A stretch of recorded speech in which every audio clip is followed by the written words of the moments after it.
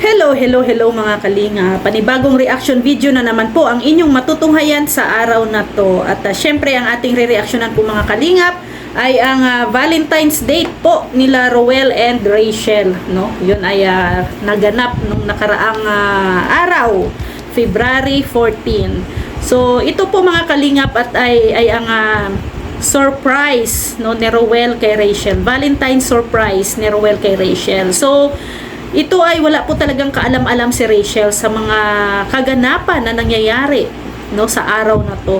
At hinihintay niya po ang plan ni Roel pero hindi po nagparamdam si Roel sa kanya at wala po yatang kahit na anong mga maritisan na dumating sa kanya. 'Di ba? So pero naghintay daw po talaga siya no ng kung ano ba ang mangyayari sa araw na yan, no, sa Valentine's Day, no, pero lahat po ng mga trupa, mga kasamahan po ni Roel ay silent, no, at medyo tiniis talaga nila ang kanilang mga sarili para hindi sabihin kay Rachel ang plano ni Roel. So yun no mga kakalingap ay yung trupa po ay mga kasabwat po yan no ni Roel dyan sa surprise Valentine's date no ng dalawa. So, itong trupa mga kalingap, no, nagpaplano na, no, nagpaplano kung ano ang gawin, ano ang bibilhin.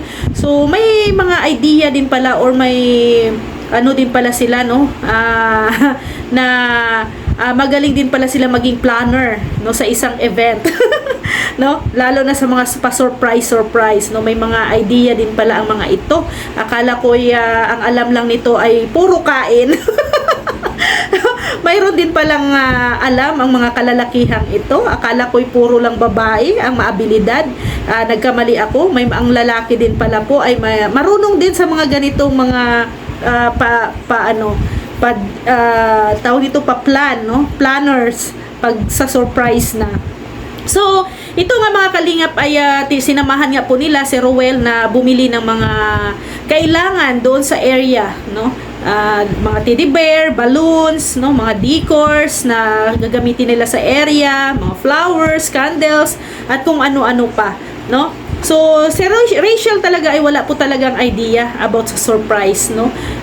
So, kawawa naman yung bata naghintay, naghintay ng ano ang mga mababalitaan niya kung meron ba or wala, no? Kaso lang ay wala siya lang narinig, so parang accept niya na ano nung gabing iyon na parang wala talaga kasi ang pagkakaalam ko dito ay late na sila nagsipuntahan sa event or late na nila sinabi kay Rachel na may ganon nga no, may dinner. So si Roel po talaga ay di nagparamdam kay Rachel sa araw na yun, no? Sa araw ng February 14. No, hindi talaga siya ang rinig ko pa ay medyo nagtampo daw si Rachel kay Roel kasi nga wala na nga, hindi nga binate, no? Wala ngang paramdam. So kahit sino naman ay magtatampo talaga. No, kahit naman ako pag hindi babatiin ay magtampo talaga ako. Baga, Valentine's tapos hindi mo babatiin, ano yun? Charot. So si Roel po mga kalingap ay hands-on talaga sa pag-prepare. So medyo kinakabahan siya no kung sa pag-prepare kung ano ang magiging outcome ng mga ginagawa nila, ano ang mangyayari. So kabadong-kabado din siya. So yung mga boys din ay sobrang busy din sa pag-prepare. So walang girls dito na tumulong sa kanila. Lahat sila no, halos puro sila lalaki tropa. Kaya ito ay ang all force no ng mga kalalakihan na magbigay ng surprise. So at least napatunayan nila na hindi lang babae ang may alam sa mga ganitong mga pa-surprise or mga moment na ganito. Alam din pala nila. No? So ayan na, busy sila no, lahat no, nag-order na din sila ng food para sa dinner nila. So bihira lang po sa mga kalalakihan no na nagpe-prepare ng mga ganitong surprises no, katulad nito itong ginawa ng mga grupo na to no, tropa nila Roel. So bihira lang po yan, hindi lahat ng mga kalalakihan ay mahilig sa mga ganyan, surprise. Mostly, bumibili na lang sila ng flowers or chocolates, cakes, then ibibigay. Pero sa ginawa nila, no, nag-set up pa sila ng area, no, nag-decor. So, ma-effort talaga, no, effort talaga ang ginawa nila. No, syempre galing sila sa sa beneficiary, no, galing pa sila sa vlog. Tapos, imbis na mag-rest sila, no, hindi pa sila nagpahinga, kundi nag-decor pa. Kaya grabe ang mga effort ng mga ito. So, ayan, nung natapos na ang setup, no, so napakaganda, very romantic ang lugar. So, tingnan nyo yung ang paligid, no, may mga ilaw-ilaw pa, no, may mga balloons, ayan na, nakasabit na yung mga balloons dyan. So, dagdag attraction yung mga ilaw at saka candle, no, sa ginawa nila, no. Maganda ang parang combinations, no, ng mga ng ilaw. So yan na, dumating na si Rachel, nagpa-blindfold, no, medyo kabado si Rachel, no, medyo kabado kasi habang naglalakad si Rachel ay binibigyan siya ng roses, no, rose. Kaya nagtataka din, no. At pansin natin na si Ruel ay hindi siya mapakali sa loob ng room, no, ng area. So medyo siya doon, no, naggagalaw-galaw kung ano yung ginagalaw niya. So si Rachel nagtataka habang naka-blindfold siya, habang naglalakad, no, na binibigyan siya ng roses, no, na naka-blindfold. So nung nandoon na nga sa area si Rachel, nung papasok na siya at tinanggal na ang kanyang blindfold, no, grabe, nakitang-kita po sa kanyang mga mata, no, na nagtataka siya, na surprise talaga siya na may mga ganito palang preparation, no, na so siya, nabigla, nagulat, no, na ganun pala, kaya pala hindi ka nagparamdam kasi may ganito. Parang ganun.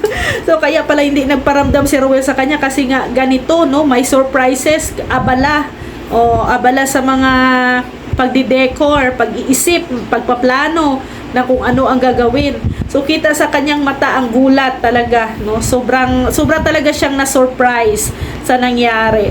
So akala daw kasi ni Rachel na matutulog na lang daw siya na gano'n, no, na walang celebration, no. Kaya sabi niya tuwang-tuwa siya ngayon, no, nung nagkaroon din pala ng selebrasyon. Hindi din pala nakalimutan ni Roel. So ayun, kinilig din ang mga umattend, no, kinilig ang mga umattend. Sila ng mga trupa, no, medyo kinilig sila doon. So ang sweet po ng dalawa dito kasi may mga subuan portion pang nangyayari. Tapos may mga pasayaw-sayaw pa, no, may pa sila, sweet dance, no, na nangyayari. So sabi nga ng mga kababaihan, no, wow, sana all. No? Sana all talaga, no? Mayroong balloons, may teddy bears, may food, may dance, no? Lahat na nandiyan, no? May bouquet or 'di ba?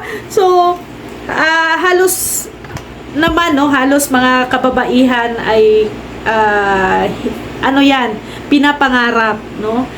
Dream din ng mga kababaihan 'yan. Kaya sabi nga, no, yung hindi pa nakaranas ng mga ganito, sana all. Sana all. Kaya sa mga may jowa dyan, no, at medyo kulang sa effort, no, next year mag-e-effort na po kayo. para naman ay masasabing yung inyong pagmamahal ay talaga may effort, no, na ginagawa para sa iyong mahal sa buhay. So ang Valentine's date ng dalawa ay very successful, no. Ayun, no, salamat din sa mga tumulong kay Ruel, no, sa mga nagbigay ng kanilang mga suggestions, no, mga plans. Salamat. Kaya ayan, tuwang-tuwa po ang dalawa at naging successful ang kanilang Valentine's date, no? Na ay grabe, parang ito yung Valentine's Day na mutual understanding. No? First nila nito, anniversary day, ay Valentine's Day, no, date na mutual or may with a relationship na silang dalawa na ano. So, yan mga kalingap, sa mga hindi pa po nakapanood sa full video na to, puntahan nyo lang po sa channel ni Ruel of Malalag. Nandoon po ang buong detalye at ang sweetness mo ng dalawa. At please po, pakisuportahan po ang channel ni Kuya Val Santos Matubang, Ate Edna Vlogs, Kalingap Rab, Ruel of Malalag, and Rachel Morales Vlog. Kasama po ang inyong abang lingkod, Rhea Olarte, at ang ating deputy, si Mick Agnes Vlog. Kasama sila Kalingap Awi, Kalingap Angeli, Kalingap Baby Girl, Kalingap Dodo, Bila Ayop, Rachel TV, John Lindon Official, and Rex Vlogs. Maraming salamat po mga Kalingap. See you tomorrow. God bless everyone. Bye-bye po.